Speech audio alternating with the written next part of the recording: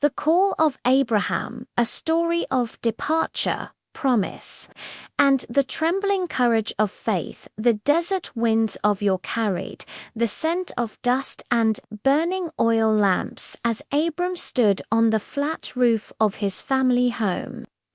Night had fallen, and the sky above him vast and unbroken shimmered with stars like scattered embers from some cosmic fire. He had always loved the night. It was the only time the city fell quiet enough for a man to think. But tonight, thinking felt impossible. The voice still echoed inside him, clearer than memory, stronger than dream. Abram, go from your country, your kindred, and your father's house, to the land that I will show you. He had never heard anything like it. It wasn't thunder. It wasn't imagination. It was a call that seemed to come from everywhere and nowhere all at once, from the sky, from the ground beneath his feet, from the breath moving through his own chest. Abram gripped the edge of the mud brick wall, steadying himself to leave everything. He whispered into the darkness, "Leave what I know, for what I cannot see." The wind offered no answer. The next morning, the city marketplace buzzed with merchants shouting prices. Camels grumbling under loads of cloth and grain, children weaving through crowds. Life went on as it always had, loud, predictable, ordinary. Abram walked with Sarai, his wife, her veil dancing behind her in the hot air.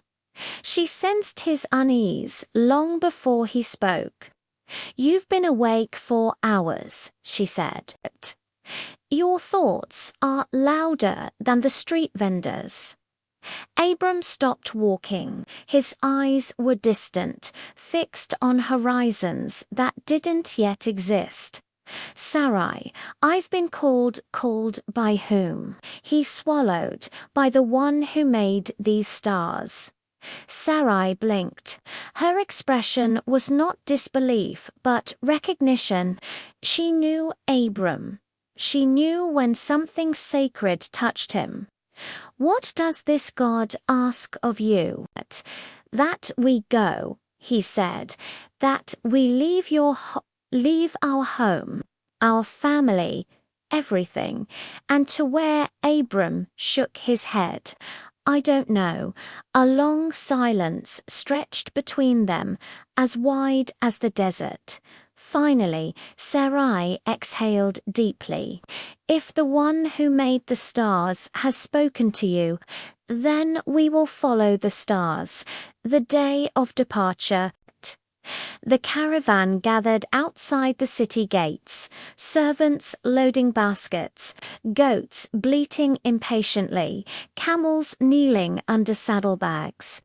Abram's nephew Lot wiped sweat from his brow as he counted supplies.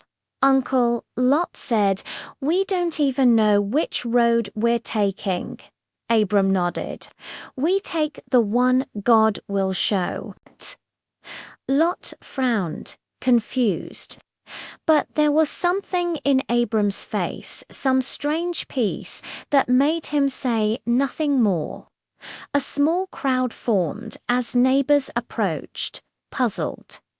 "Abram, why leave now? Your father's house is here, your wealth, your comfort. What land could be better than this one?"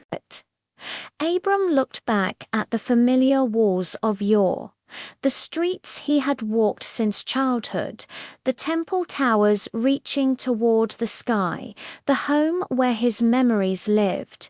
"I do not leave because this land is not good," he said softly. "I leave because a promise waits for me somewhere else." He lifted his staff. The caravan began to move, one step after another, toward a horizon no one could name. The promise that night, after miles of walking, the caravan camped on open ground. The desert stretched out like a sleeping giant, silent and endless. Abram stepped away from the firelight. The stars blazed overhead, thousands, tens of thousands, more than any man could ever count. And the voice returned, "I will make of you a great nation. I will bless you. In you, all families of the earth shall be blessed." Abram felt his knees weaken. A man with no child promised nations. A wanderer promised land. A stranger promised blessing for the whole world. "How can this be?" he whispered. But the voice did not answer with explanation, only with presence, warm, fierce, and steady as the desert stars. Abram closed his eyes, and for the first time since leaving Ur, he felt no fear, only promise. And so it began, the long journey of the one who dared to leave what he knew, to trust a God he could not see, to follow a promise not yet fulfilled, into a future where faith itself would become a map. This was the call of Abraham, and he answered it with his life.